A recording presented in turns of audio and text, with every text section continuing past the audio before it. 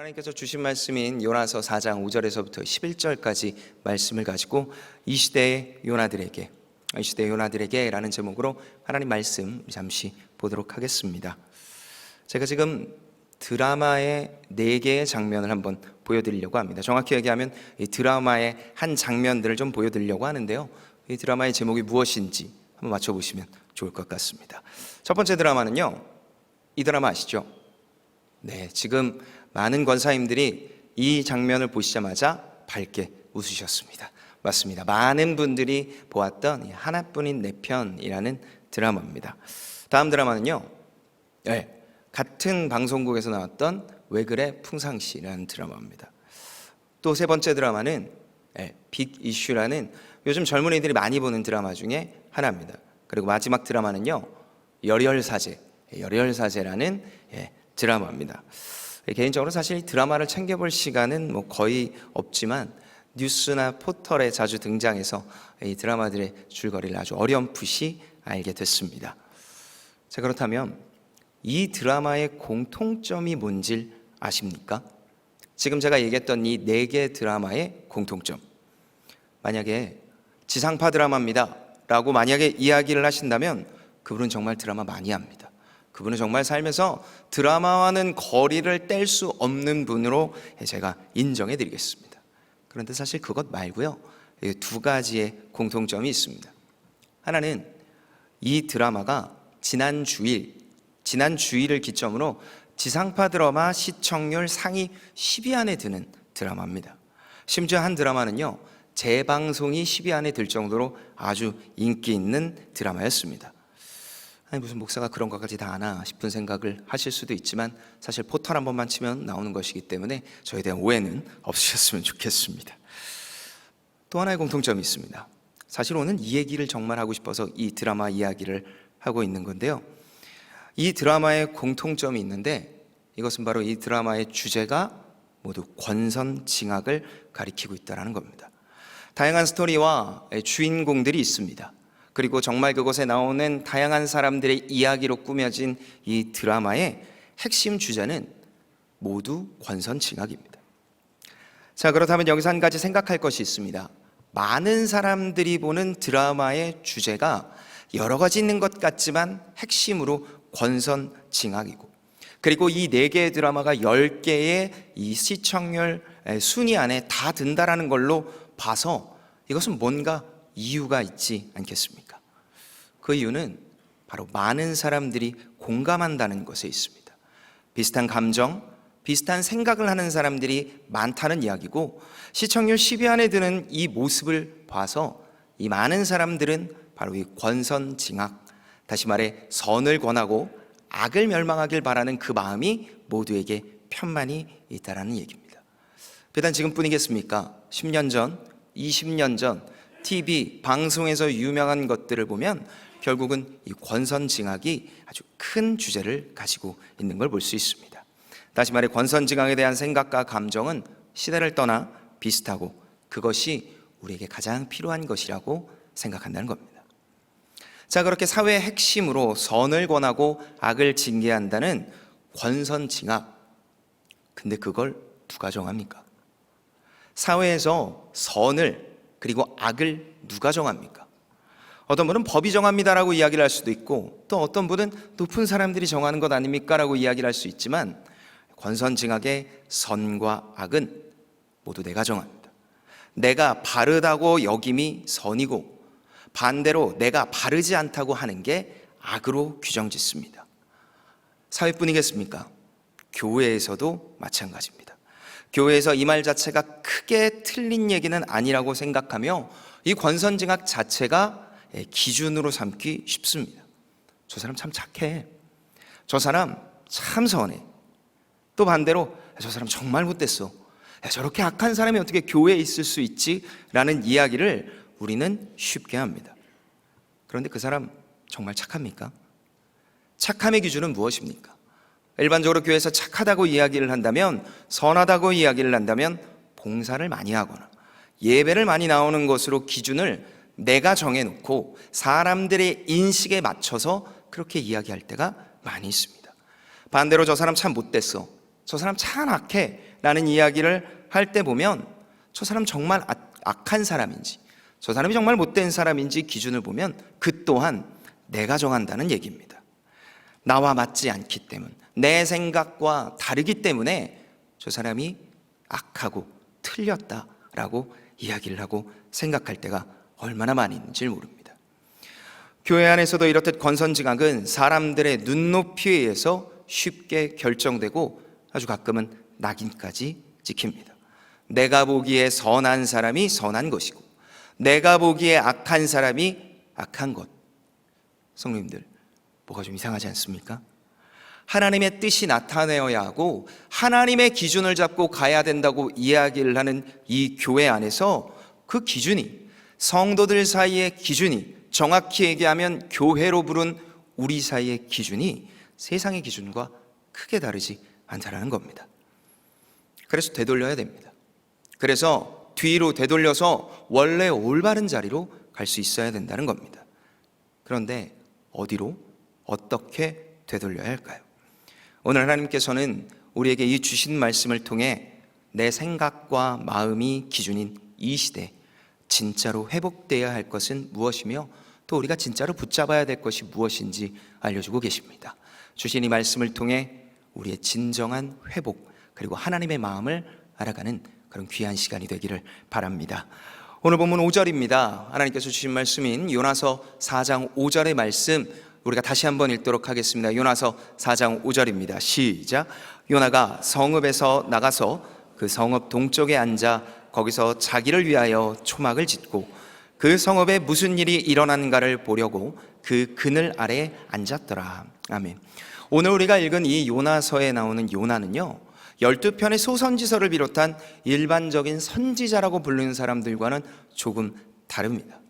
대표적으로 선지자라면 일반적으로 그런 생각을 가집니다. 순종, 신실, 거룩, 이런 단어들이 선지자에게 너무 어울리는 단어 아니겠습니까? 하나님의 마음을 대변하며 그래서 하나님의 뜻에 맞춰서 한 걸음 한 걸음 걸어나가는 사람, 그래서 우리랑은 차원이 조금 다른 사람, 그런 사람이 선지자로 여기기 쉽습니다.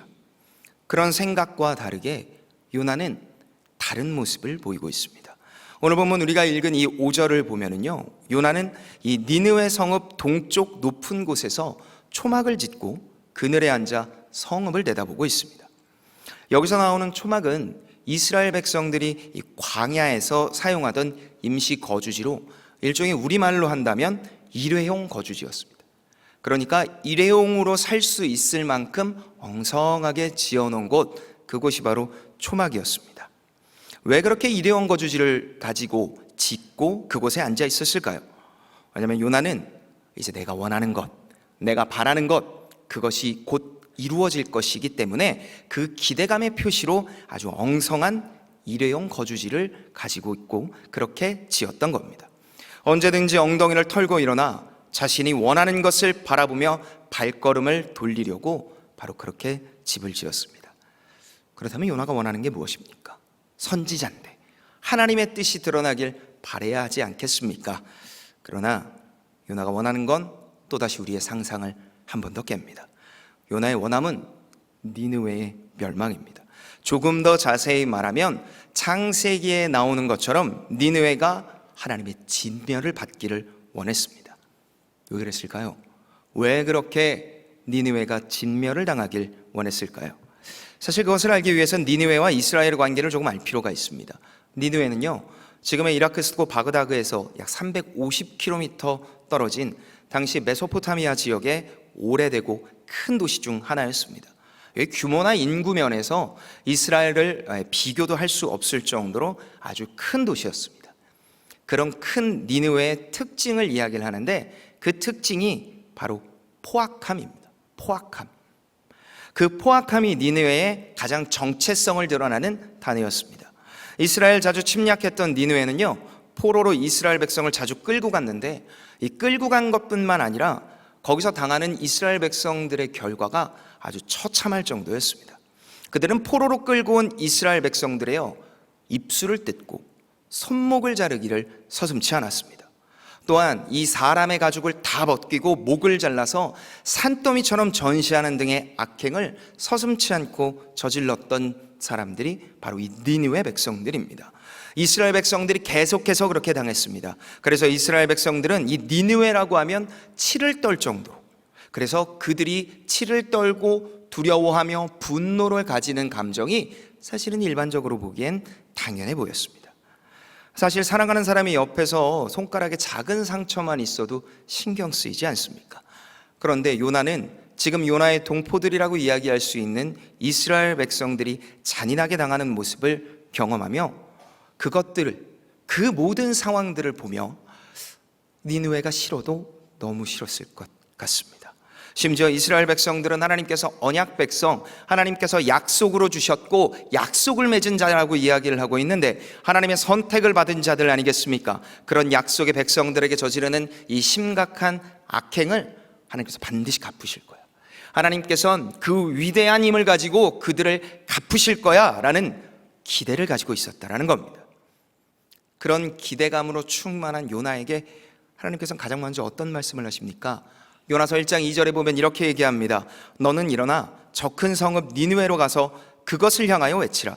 그 악독이 내 앞에 상달되었음이니라 하시니라 라고 합니다. 저들의 악독이 내 귀에 들렸다.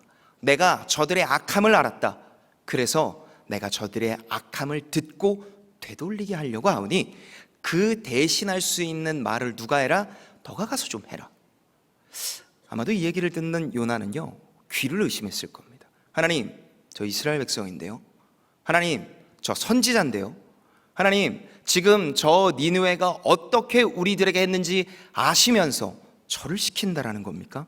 하나님, 저는 도저히 믿을 수도 행할 수도 없습니다 라고 아마 생각했을 겁니다.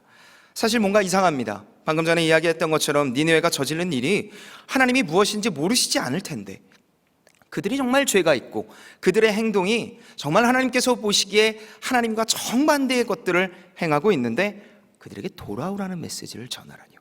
정말 말도 안 되는 것 같습니다. 이미 오바댜서 1장 15절에 보면 하나님께서 하나님 백성을 치는 자에게 이런 결과를 주시겠다고 하는데요. 여호와께서 만국을 벌할 날이 가까워왔나니 내가 행한 대로 너도 받을 것인즉 내가 행한 것이 내 머리로 돌아갈 것이라. 하나님께서 죄악 저지른 자에게는 그 결과가 그들에게 처참하게 있을 거라고 하셨는데, 험하게 살아온 그들에게 피할 길을 내시는 것이 조금은 이해가 가지 않는 것 같습니다. 요나도 그렇게 생각했습니다. 그래서 그는 행동으로, 마음으로 피하기 시작합니다. 먼저는 외형적 행동을 선택을 하며 피하기 시작하는데요, 그가 가장 먼저 부르심을 받은 뒤 그가 먼저 했던 것은 네, 알겠습니다가 아닌 도망이었습니다. 니느웨와 반대 지역인 다시스, 지금의 스페인 지역으로 가는 배를 탑니다. 그러나 하나님께서는 당신을 부른 자를, 당신께서 부른 자를 절대로 그냥 놓지 않고 풍랑과 큰 물고기를 통해 단념하게 하시며 니느웨로 돌리시죠. 큰 물고기 뱃속에서 3일, 그리고 각종 풍랑과 어려움을 겪었던 요나, 이제는 한번 되돌릴 만도 한데 요나는 이름처럼 우둔하고 고집센 사람이었습니다. 그래서 이번에는 내면의 피함을 합니다. 하나님께서 내 마음을 모르시진 않겠지, 그러면서 하나님의 마음을 조금만 틀리면 되지 않을까라고 여기면서 행동을 하는 것 같지만 마음은 반대로 하는 걸 택합니다. 니느웨는요 3일 동안 걸어야 다 전할 수 있을 만한 엄청난 크기의 도시였습니다. 그런 크기의 도시를 요나는 요나서 3장 4절에 보면 이렇게 나옵니다. 요나가 그 성읍에 들어가서 하루 동안 다니며 외쳐 이르시되 40일이 지나면 니느웨가 무너지리라 하였더니 라고 하면서 딱 하루, 3일 동안 돌아야 다 전할 수 있을 만한 크기의 바로 그 니느웨 성을 딱 하루만 돌아다니면서 아주 대충 전합니다. 그렇게 대충 전하고 나면 듣지 못하는 사람이 훨씬 더 많을 거고 하나님께 멸망을 받을 것 같은 일말의 기대감, 바로 그 기대감 때문에 요나는 피합니다. 그런 얘기를 듣는 니느웨는 어떻게 합니까? 요나의 그 작은 기대감과 다르게 이어지는 본문 3장 5절에서 보면 니느웨 사람들이 하나님을 믿고 금식을 선포하고 높고 낮은 자를 막론하고 굵은 베옷을 입은지라 라고 이야기를 합니다. 대충 전했습니다. 그리고 그 마음에 진심이 있는 듯 없는 듯 주변 사람들은 그것에 아랑곳하지 않고 하나님께서는 3일을 돌아야 할 것을 단 하루만 돌게 하시며 그렇게 하나님의 뜻을 이루어 가셨습니다. 여러분이 요나라면 어떨 것 같습니까? 내 주변 사람들이 가죽이 벗겨지고 죽어갑니다. 그게 하루 이틀 당한 게 아니고 몇십 년 동안 당한 일입니다.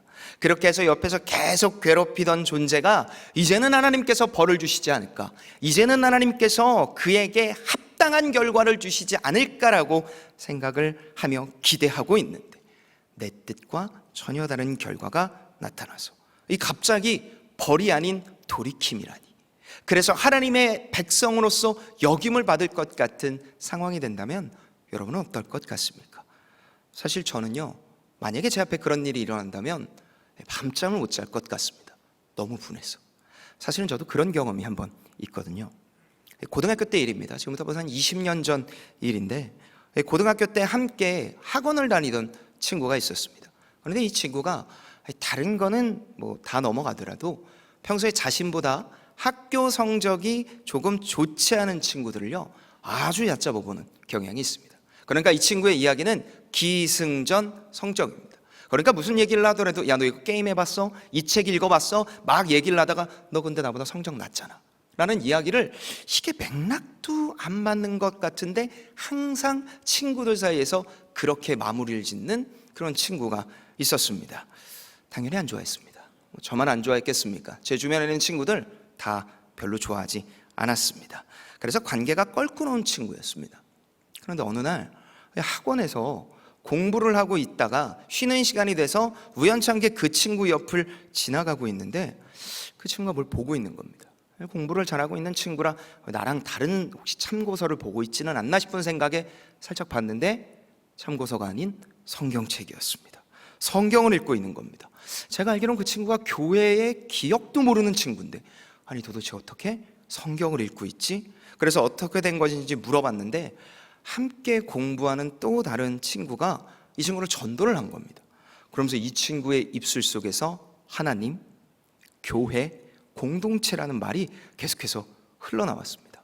너무 놀랐습니다. 아니 기승전 성적으로 이야기를 하면서 성적이 떨어지는 친구, 기준에 맞지 않는다고 하는 친구는 끊임없이 무시하고 아주 얄밉게 하던 그 친구의 입술 속에서 하나님, 교회, 은혜라는 단어가 흘러나오니까 와, 하나님 정말 대단하시네. 아니 어떻게 저런 애도 돌이키실 수 있어? 라는 생각이 들면서도 왠지 모를 허탈감, 그리고 왠지 모를 아쉬움, 그런 것들이 저에게 다가왔습니다. 벌써 20년도 지난 얘기인데요, 지금도 어렴풋이 기억에 남을 정도로 제 감정에 조금 남아있는 걸 저도 이 설교를 준비하며 알게 됐습니다. 아마 요나도 이런 마음과 크게 다르지 않았을 겁니다. 그래서 엄청 투덜댔습니다. 내가 하나님 이럴 줄 알았어요. 하나님, 내가 하나님께서 은혜를 베푸신다고 하면서 우리한테 그렇게 힘들게 했던 이 니느웨 백성 하나님께서 그렇게 용서하실 줄 알았어요 라고 투덜대며 그 투덜댐의 절정이 사실 오늘 우리가 읽은 본문의 이야기입니다. 그런 투덜을 하며 앉아있는 요나를 향해 하나님께서는 어떻게 하십니까? 니느웨를 바라보며 하나님, 이제는 하나님께서 저것을 멸망시킬 때가 되지 않았습니까? 라고 그렇게 생각을 하고 있는 요나를 향해 하나님께서 어떻게 하십니까? 제가 만약에 하나님이었으면 요나에게 딱 한마디 할 것 같습니다. 너 지금 뭐하니? 너 지금 뭐하니? 빨리 내가 하는 대로 해야 하는 거 아니야? 라고 질책을 할 것 같은데 하나님은 정말 우리와 달라도 너무 다르신 분입니다. 하나님은 요나에게 한 번 더 말을 붙이시고 기회를 주십니다. 오늘 우리가 읽은 본문 요나서 4장 6절의 말씀입니다. 우리가 다 같이 한번 읽도록 하겠습니다. 요나서 4장 6절의 말씀입니다. 시작. 하나님이 여호와께서 박너쿨을 예비하사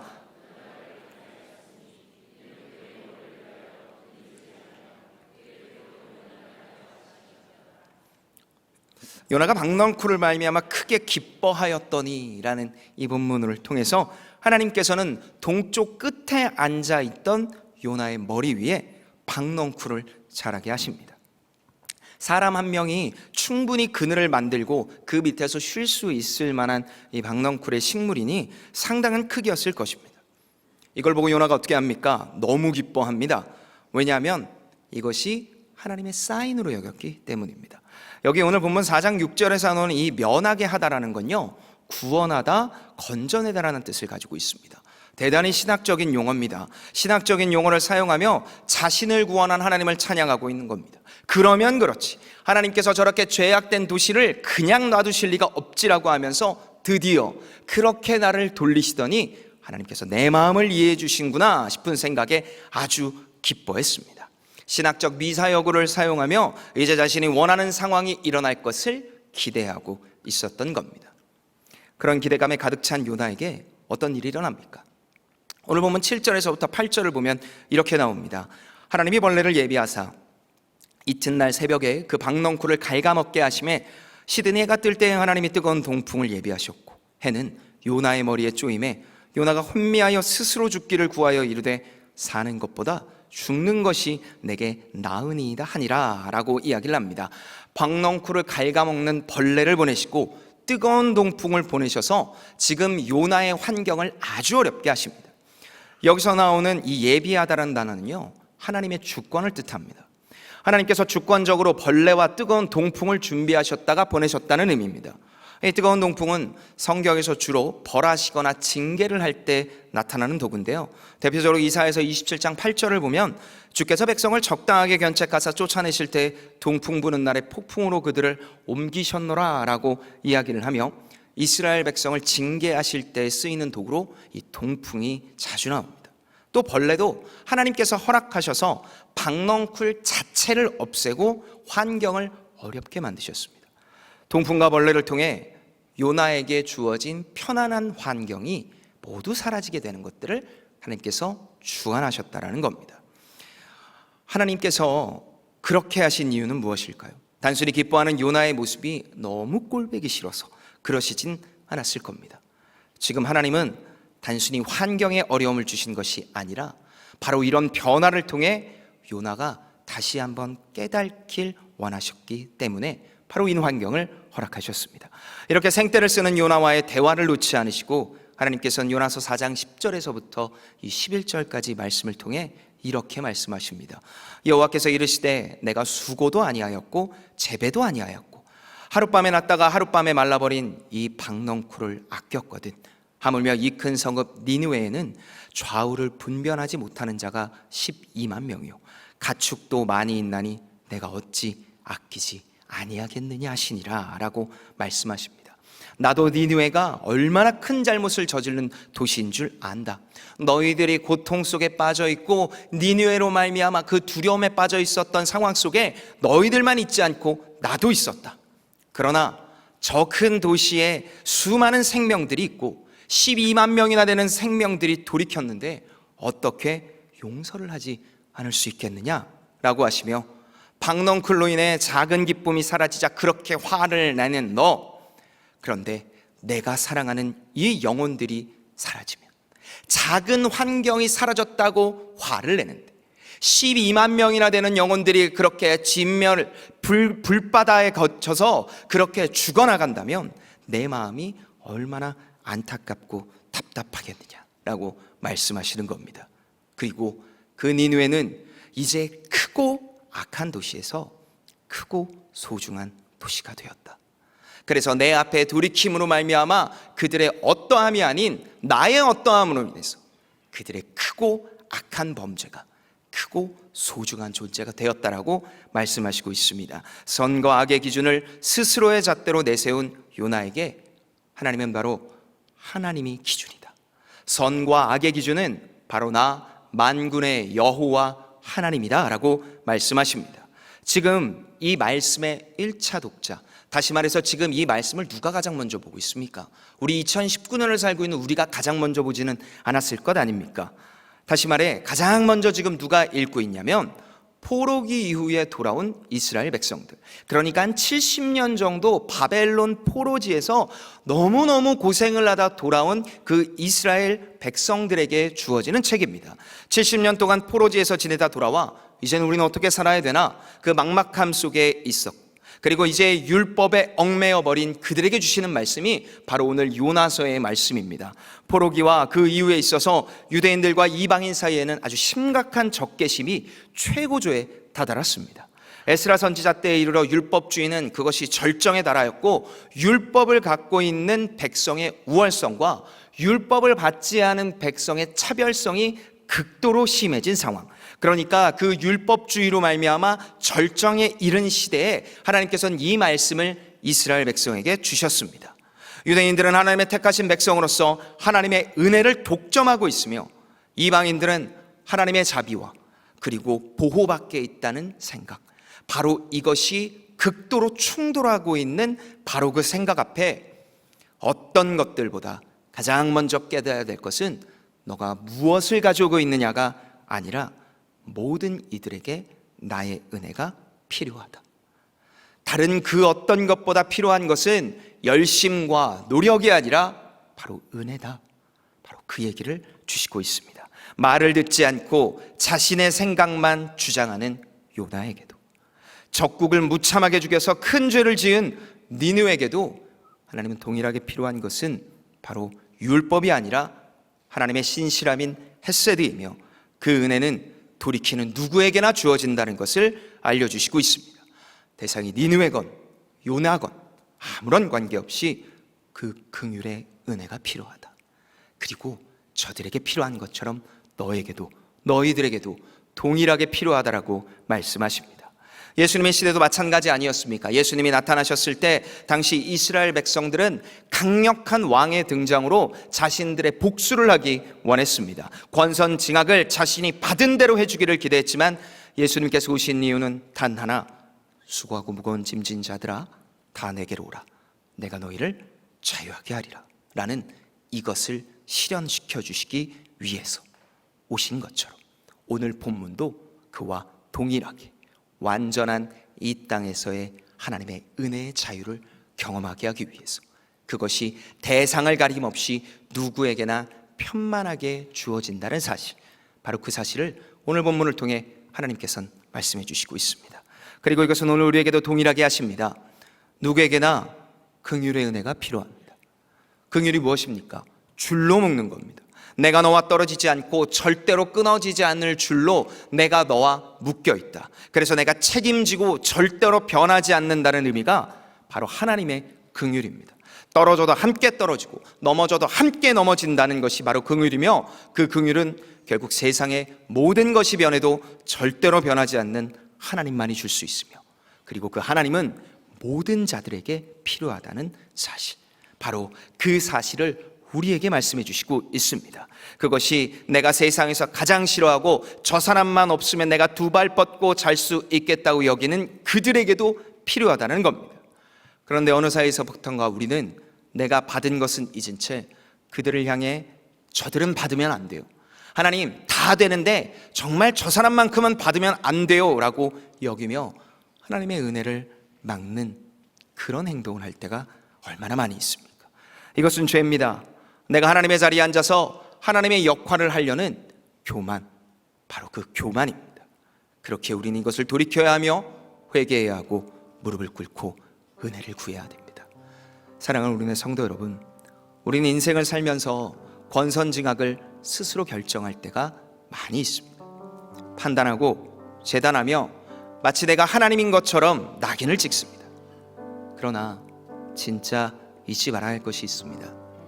예수님이 이 땅에 오신 이유는 누가복음 5장 32절에서 내가 의인을 부르러 온 것이 아니라 죄인을 불러 회개시키러 왔노라 라는 이 말씀처럼 그런 자들을 위해서 오셨습니다. 그러니까 나에게 꼭 필요한 분이 예수님이었던 것처럼 그에게도 가장 필요한 것은 예수님뿐입니다. 그리스도뿐입니다. 노력이나 우리의 능력이 아니라 그분의 대속과 순종함이 우리를 변하게 했듯이 그들도 변하게 할 수 있고 그들의 유일한 소망이 된다는 것입니다. 그래서 우리는 오늘도 예수 그리스도입니다. 우리는 우리의 마음과 우리의 상황과 우리의 형편이 아니라 예수 그리스도입니다. 예수가 대속하셨고 예수가 순종하셨기에 그분을 바르게 전하고 믿고 의지하며 그분의 말씀 앞에 순종하는 것, 바로 그것이 우리의 앞에 주어진 것이며 이 교회가 되돌리고 또 우리가 기억해야 될 것입니다. 바로 그 긍휼의 은혜만을 기억하며 또 그 긍휼의 은혜만을 붙잡고 살아가는, 그래서 내 마음대로 생각하는 것이 아니라 내 뜻대로 정하는 것이 아니라 하나님의 뜻대로 살아가는, 그래서 하나님의 마음을 시원케 하는 오륜의 성도님들이 되기를 예수님의 이름으로 축복합니다.